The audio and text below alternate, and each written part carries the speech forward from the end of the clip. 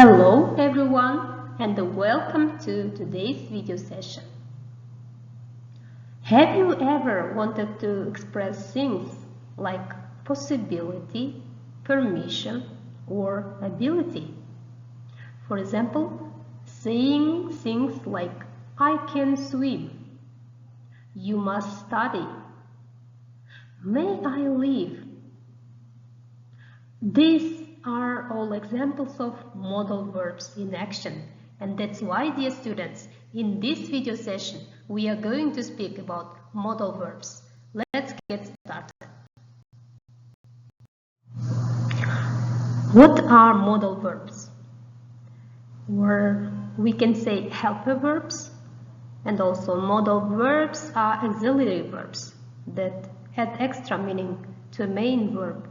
They express concepts like ability, permission, obligation, possibility, and prediction. Here, the most common modal verbs we will focus on today.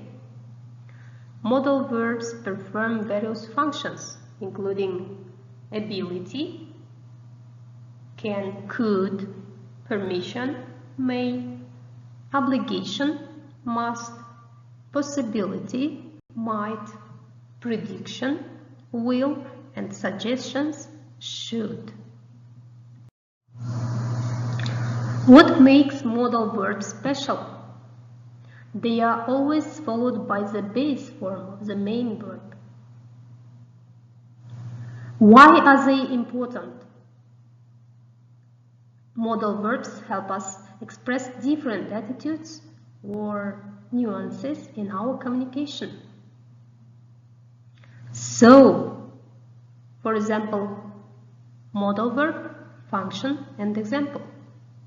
We see can, its ability, possibility. Example is I can swim. Must, obligation. You must wear a helmet. Should, it's advice. You should eat healthy food. Might, prediction, possibility. It might rain today.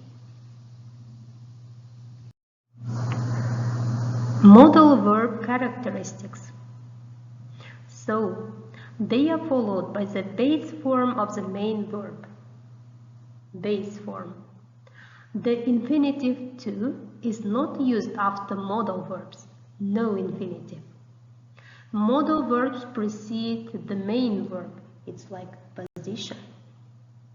Some modal verbs use have plus the third form of the verb to express past tense. Ability and the possibility, can and could. We use can to talk about something a person is able to do right now. Can expresses ability in the present tense. For example, I can play the guitar. We use could to talk about an ability someone had in the past. For example, she could run fast when she was young. This example is in the past tense. Permission and possibility, may and might. May expresses permission or formal possibility. For example, you may live now. Possibility or prediction, might. Might expresses a weaker possibility or prediction. For example, it might snow tomorrow.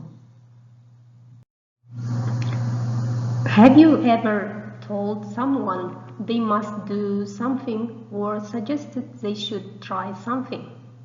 These modal verbs are essential for expressing obligations and giving advice.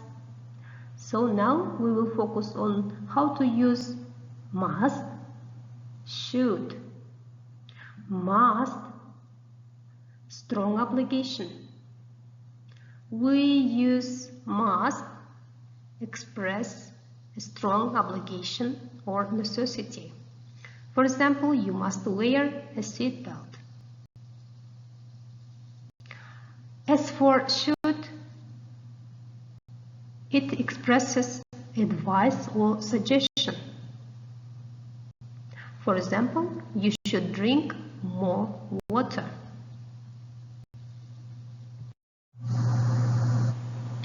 Next, modal verbs we are going to speak are future actions and the hypothetical situations. It's about will and would. Will expresses future action or prediction. For example, I will meet you at 5 p.m.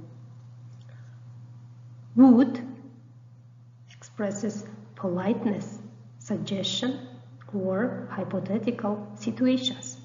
For example, if I were rich, I would travel the world. Let's conclude our lesson. So, modal verbs add extra meaning to main verbs. They express a wide range of functions, including ability, permission, obligation, possibility, and more. Modal verbs have unique grammatical characteristics that distinguish them from other verbs. So, remember, these modal verbs help you express not just actions, but the attitude behind those actions, whether it's necessity, recommendation, or advice.